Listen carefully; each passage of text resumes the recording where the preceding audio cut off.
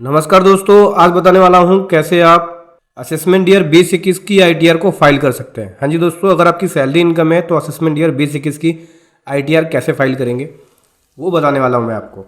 सबसे पहले गूगल पे आना होगा और यहाँ लिखना होगा income tax department.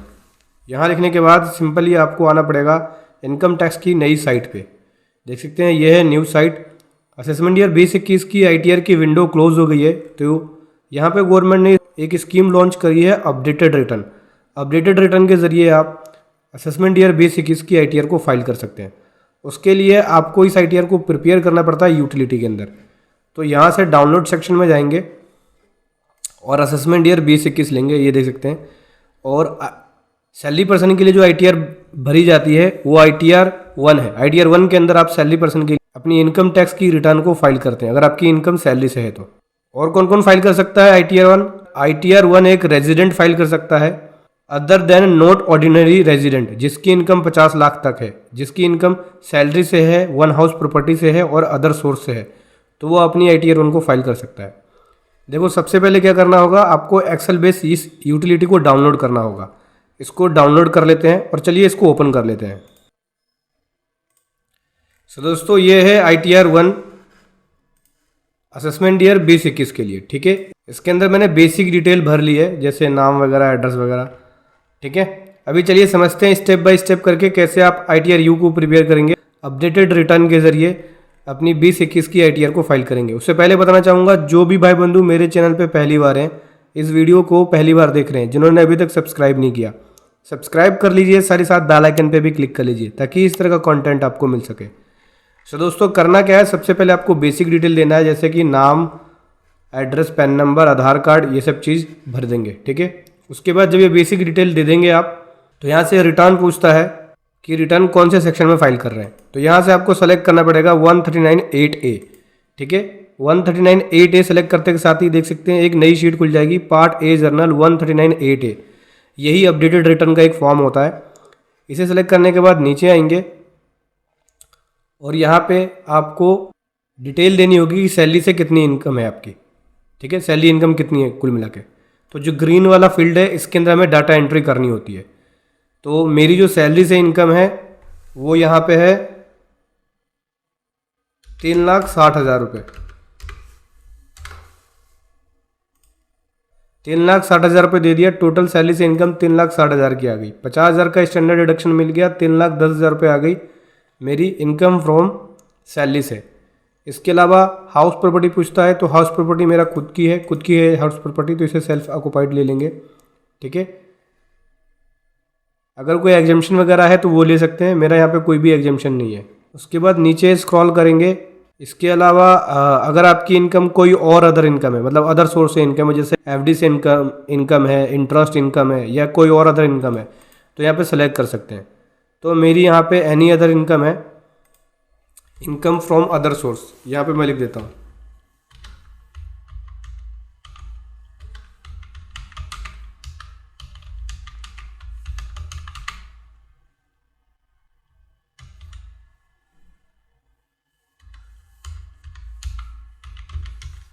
Other source से जो मेरी इनकम है वो है यहाँ पे लगभग 1 लाख की मेरी अदर सोर्स से इनकम है, ठीक है। तो जो टोटल इनकम हो गई 4,10,000 की। अभी नीचे स्क्रॉल करेंगे, कोई डिडक्शन वगैरह है तो वो लिख सकते हैं। मेरा यहाँ पे जो डिडक्शन है वो 80C के अंदर है, और 80C के अंदर मैंने LIC के अंदर इन्वेस्टमेंट कर रखी है। तो लगभग ये मैं बात करूँ, ये है 34,510 की, ये लिख दिया मैंने। इसके अलावा अदर डिडक्शन नहीं है आपका। इसके अलावा कोई और अदर डिडक्शन होता है तो वो लिख सकते हैं, जैसे कि म्यूचुअल फंड के अंदर अगर आपने इन्वेस्टमेंट कर रखी है, सेंट्रल गवर्नमेंट की स्कीम्स के अंदर कॉन्ट्रीब्यूशंस किया है, 80C के अंदर टोटल 1.5 लाख का रिडक्शन मिल जाता है। तो इसमें आपको LIC का रिडक्शन मिल जाता है, PPF में आप अगर इन्वेस्टमेंट कर रहे हैं उसका रिडक्शन मिल जाएगा, सुकन्या समृद्धि अकाउंट वाले में इन्वेस्टमेंट कर रहे हैं तो उसका रिडक्शन मिल जाएगा, ट्यूशन फी पे करते हैं तो उसका रिडक्शन मिल जाता है। टोटल 1.5 लाख का डिडक्शन है जो आप यहाँ पे क्लेम कर सकते हैं। तो इस तरह का कोई भी डिडक्शन नहीं है मेरा। मेडिकल डिडक्शन है आपका, मेडिकल इंश्योरेंस ले रखा है, ट्रीटमेंट कराया है, तो उसमें भी आप डिडक्शन ले सकते हैं। इस तरह का कोई डिडक्शन मेरा नहीं है। इसके अलावा 80D में ये आपको डिडक्शन मिलता है। इसके अलावा कोई और अदर डिडक्शन हो आपका, जैसे 80E का, 80EE का, ठीक है, 80G का रेंट पे किया है तो उसका डिडक्शन ले सकते हैं। सेविंग बैंक अकाउंट के इंटरेस्ट का डिडक्शन है तो वो ले सकते हैं आप 80TE के अंदर। तो इस तरह का कोई भी डिडक्शन मेरा नहीं है। जो टोटल इनकम निकल के आई मेरी यहाँ पे वो 375,490 बन गई। अभी इसके अलावा नीचे आ जाते हैं। इसके ऊपर टैक्स पेबल बनेगा नहीं, क्योंकि ये मेरी जो 5 लाख तक की इनकम है उस पर एग्जम्पशन मिल जाती है। तो 5 लाख से नीचे है तो मेरा इसके ऊपर टैक्स बनेगा ही नहीं। ठीक है, ओके हो गया। अभी शीट को ना वैलिडेट कर लेंगे। वैलिडेट वाले बटन पे क्लिक करेंगे। नेचर ऑफ एम्प्लॉयमेंट के अंदर हमने सेलेक्ट नहीं किया है। नेचर ऑफ एम्प्लॉयमेंट बोल रहा है कि मैंडेटरी फील्ड्स है, उसको सेलेक्ट करना पड़ेगा, भरना पड़ेगा। देखो यहाँ पे नेचर ऑफ एम्प्लॉयमेंट लेना होता है। तो मैं यहाँ पे जो सैलरी मिल रही है वो एम्प्लॉयर जो मेरा है वो अदर है ना, गवर्नमेंट सेक्टर का नहीं है, पब्लिक सेक्टर का है। तो मैं यहाँ पे अदर्स ले रहा हूँ। ठीक है, इसके अलावा फिर से एक बार इसको वैलिडेट कर लेते हैं। ये शीट ओके है। अभी पार्ट ए पे आ जाता है, जर्नल। यहाँ बेसिक डिटेल आती है जो कि मैंने ऑलरेडी भर दिया है। अभी असेसमेंट ईयर 2021 की फाइल कर रहे हैं। यहाँ ये पूछता है कि क्या आपने प्रीवियस असेसमेंट ईयर की रिटर्न को फाइल किया है। इसको कर देते हैं नहीं। पहले मैंने 2021 की असेसमेंट ईयर जो है इसकी फ़ाइल नहीं करी है। मतलब 2021 के बारे में पूछता है कि 2021 की आपने फाइल करी है, तो नहीं करी है। नो पे क्लिक कर दिया। अभी नीचे आएंगे। अगर आपने फाइल करी है तो यस करके उसकी डिटेल भरनी होगी। बोलता है कि क्या आप यहाँ वाले क्वेश्चन पूछता है A8 के अंदर कि क्या आप अपडेटेड रिटर्न की कंडीशंस को फुलफिल करते हो। यस, इसको यस करना है। ठीक है, उसके बाद नीचे पूछता है कि अपडेटेड रिटर्न का भरने का रीज़न क्या है। तो मैंने प्रीवियस जो है इस असेसमेंट ईयर की पहले फाइल नहीं करी है रिटर्न, तो रिटर्न प्रीवियसली नोट फाइल ये सेलेक्ट करना है। उसके बाद बोलता है कि आप रिटर्न कितने टाइम पीरियड के अंदर फाइल कर रहे हैं। तो मैं 12 से 24 महीने के अंदर फाइल कर रहा हूँ, क्योंकि इस असेसमेंट ईयर की जो टाइमिंग है अब 12 से 24 महीने के अंदर हो रही है। लगभग 2 साल के अंदर आप किसी भी असेसमेंट ईयर की अपडेटेड रिटर्न को फाइल कर सकते हो। ठीक है, तो 12 से 24 महीने के अंदर फाइल करते हैं तो 50% की पेनल्टी लग जाती है, और अगर आप 12 महीने के अंदर फाइल करते हैं तो 25% की पेनल्टी लगती है। अभी TDS वाले कॉलम में आएंगे। अगर कोई TDS आपका कटा है तो उसकी डिटेल दे देंगे। इसके लिए आप 26AS को देख सकते हैं। इस शीट को हमने भर लिया है। अभी इस शीट को वैलिडेट कर लेंगे। वैलिडेट साथ के साथ करते रहना ताकि आपको पता लगता रहे कि आपने क्या क्या किया है। कोई मिस्टेक हो तो हैंड टू हैंड ठीक हो जाएगा। अभी देखो 26AS से आपको TDS वाले शेड्यूल्स को ओके करना पड़ेगा। देखना पड़ेगा कि कितना TDS कटा है आपका या नहीं कटा है, तो उसे देख के आप अपने अकॉर्डिंग फिल कर लेना। मेरे केस में यहाँ पे TDS नहीं कटा है, मैं इसको कर रहा हूँ वैलिडेट। ऐसे ही TCS वाले में चेक कर लेना, यहाँ पे मेरा TCS भी नहीं कटा है, इसलिए मैं इसको वैलिडेट कर रहा हूँ। अभी टैक्स पेड वेरिफिकेशन में आएंगे तो सबसे पहले बोलता है कि टोटल टैक्स अगर आपने कोई पे किया है, जैसे TDS या TCS के जरिए एडवांस टैक्स या सेल्फ असेसमेंट टैक्स, तो कुछ भी नहीं हमने पे किया, ज़ीरो है। यहाँ पे बैंक की डिटेल आएगी। देखो अमाउंट पेबल यहाँ पे ज़ीरो बन गया। मैं आप बता दूँ, अगर 5 लाख तक की इनकम होती है तो टैक्स बनता नहीं है। पहले भी यही हो रहा था। अपडेटेड रिटर्न के जरिए भी ऐसे ही कर सकते हैं कि 5 लाख तक की इनकम पे कोई टैक्स नहीं देना पड़ेगा, ज़ीरो, ना कोई टैक्स ना कोई पेनल्टी लगेगी। लेकिन इसमें लेट फीस लगती है 1000 रुपये की। मेरा विश्वास करो, मैंने कई क्लाइंटों की रिटर्नें फाइल करी हैं अपडेटेड रिटर्न, उसमें 1000 रुपये की पेनल्टी लगती है। जो लेट फीस का है वो लेट फीस देना पड़ता है। इसके अलावा जो टैक्स है वो लगता नहीं है, ना ही इसके ऊपर जो 50% और 25% की पेनल्टी एप्लीकेबल है वो भी लगता नहीं है। तो देख सकते हैं यहाँ पे अमाउंट पेबल में तो हमारा ज़ीरो बना है, कुछ बना ही नहीं है। ये बेसिक डिटेल वेरिफिकेशंस की। पार्ट बी में आ जाते हैं, कंप्यूटेशन ऑफ टोटल इनकम। तो देख सकते हैं ये मेरी टोटल इनकम आ गई। इसके अलावा कोई और अदर इनकम नहीं है। जहाँ पे देख सकते हैं ये टैक्स कुछ बना नहीं है। इसके अलावा जो यहाँ पे पेनल्टी लगती है 25% और 50% की पेनल्टी, देख सकते हैं, मैं आपको दिखाता हूँ। देखो दोस्तों, ये वाला कॉलम है, 50% की पेनल्टी लग जाती है अगर आपका पेबल बनता अमाउंट। अभी हमारा यहाँ पे बना नहीं है, केवल 1000 रुपये की लेट फीस बनी है। तो लेट फीस जमा करा के आपको यहाँ पे डिटेल उसकी देनी होती है। उसका BRS कोड क्या है, डेट ऑफ डिपॉजिट क्या है, सीरियल नंबर क्या है, अमाउंट कितना जमा कराया आपने। ठीक है, जो लेट फीस जमा कराओगे।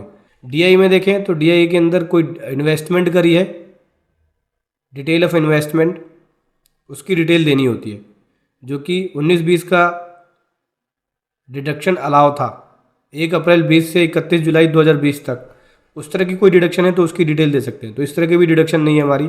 एटीडी में अगर मेडिकल इंश्योरेंस का डिडक्शन है आपका तो उसकी डिटेल दे सकते हैं। तो इस तरह की डिटेल नहीं है हमारी। एटीसी के अंदर कोई डोनेशन वगैरह दिया है तो डोनेशन का डिडक्शन मिल जाता है, तो इस तरह की भी डिटेल नहीं है। 80GA के अंदर भी डोनेशन से रिलेटेड है, तो अगर डोनेशन से रिलेटेड कोई डिडक्शन है आपका तो वो दे सकते हैं आप। तो इसकी डिटेल भी हमारी है नहीं। अभी हमारी ये जो ITR है रेडी है फाइलिंग के लिए।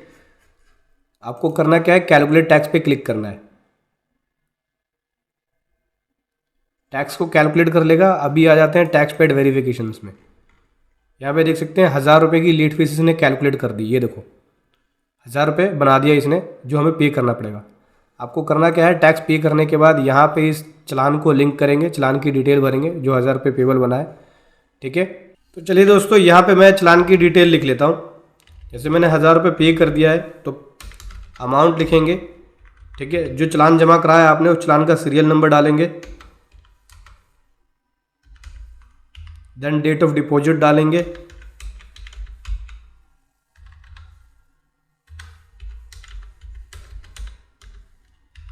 देन उसके बाद BRS कोड लिखना होगा। चलिए BRS कोड लिख लेते हैं। BRS कोड लिख दिया। अभी जो अमाउंट जमा कराया मैंने यहाँ पे लिख दिया। क्या करना है, सिंपल है, वैलिडेट शीट पे क्लिक करेंगे, ओके है, इनकम डिटेल पे जाएंगे, फिर कैलकुलेट टैक्स पे क्लिक करेंगे। टैक्स पेड वेरिफिकेशन पाएंगे। देखो ये टैक्स पेबल बना। पार्ट B पे आएंगे, देखो ये टैक्स पेबल बना मेरा। ठीक है, 1000 रुपये की लेट फीस बनी, ये नेट अमाउंट पेबल और ये पेड। ठीक है, टैक्स ड्यू 0 हो गया। अभी क्या करना है, इनकम डिटेल पे फिर से आना है और यहाँ पे जनरेट XML फाइल पे क्लिक करेंगे। TDS की जो आपने एंट्रियाँ करें उसको वेरीफाई कर लेना। ओके, वेरीफाई कर लिया है। उसके बाद जो इंटरेस्ट वगैरह कैलकुलेट हुआ है उसे भी चेक कर लेना। ओके कर देते हैं। अभी आपको ओके करके यहाँ से सेव करना है XML फाइल। देखो ये बेसिक डिटेल्स आएगी, यहाँ पे सेव XML फाइल पे क्लिक करेंगे तो यहाँ से आपकी XML फाइल सेव हो जाएगी। देखो दोस्तों यहाँ मैंने इस प्रकार से XML फाइल सेव कर लिया। अभी करना क्या है, आपको इनकम टैक्स की साइट पे आना है और यहाँ से कर लेना है लॉगिन। यहाँ यूज़र ID एंड पासवर्ड लिखेंगे और उसको कर लेंगे लॉगिन। चलिए मैं कर लेता हूँ लॉगिन। दोस्तों देख सकते हैं ये मैंने कर लिया है लॉगिन। लॉगिन करने के बाद आपको फाइल पे जाना है, इनकम टैक्स रिटर्न पे जाना है, फाइल इनकम टैक्स रिटर्न पे जाना है। यहाँ से सेलेक्ट करना है असेसमेंट ईयर। जैसे कि असेसमेंट ईयर 2021 की कर रहे हैं तो यहाँ से 2021 लेंगे। देन उसके बाद यहाँ से लेंगे हम यहाँ पे अपडेटेड रिटर्न। इस प्रकार से देख सकते हैं आपको ये सेलेक्ट करना होगा। उसके बाद अगर आप ऑडिटेड ITR फाइल कर रहे हैं तो यस करेंगे, नॉन ऑडिटेड है तो नो कर देंगे। जैसे नो कर दिया। अब यहाँ से ITR सेलेक्ट करेंगे, जैसे ITR 1 है। अभी कंटिन्यू पे क्लिक करेंगे। उसके बाद जो हमने XML फाइल बनाई है अभी यहाँ पे अटैच करना होगा और उसके बाद वेरीफाई करना होगा। ध्यान रखना, इसको आप वेरीफाई आधार OTP के जरिए या डिजिटल सिग्नेचर के जरिए कर सकते हैं। अगर आप ये चाहते हैं कि मैं साइन करके भेज दूं तो साइन करके नहीं भेज सकते अपडेटेड रिटर्न को। इसको OTP के जरिए या फिर DSC के जरिए वेरीफाई किया जा सकता है। OTP के लिए आप बैंक के थ्रू भी OTP जनरेट कर सकते हैं, या OTP के जनरेट करने का जो मेथड है अलग अलग चूज कर सकते हैं, लेकिन इसे साइन करके वेरीफाई नहीं करा सकते इस ITR को। ITR की जो वेरिफिकेशन की टाइम लिमिट है उसको भी गवर्नमेंट ने रिड्यूस कर दिया है, 30 डेज कर दिया है। अब आपको ITR 30 डेज के अंदर ही वेरीफाई करना होगा। देखो दोस्तों मैंने आज आपको प्रोसेस बताया है, मैं फाइल करके नहीं दिखा रहा हूँ क्योंकि SSA की ऑलरेडी ITR फाइल है, असेसमेंट ईयर 2021 की। सेम प्रोसेस का फॉलो करके आप फाइल कर सकते हो। वीडियो कैसी लगी ज़रूर बताएं। Thank you so much. जय हिंद, वंदे मातरम।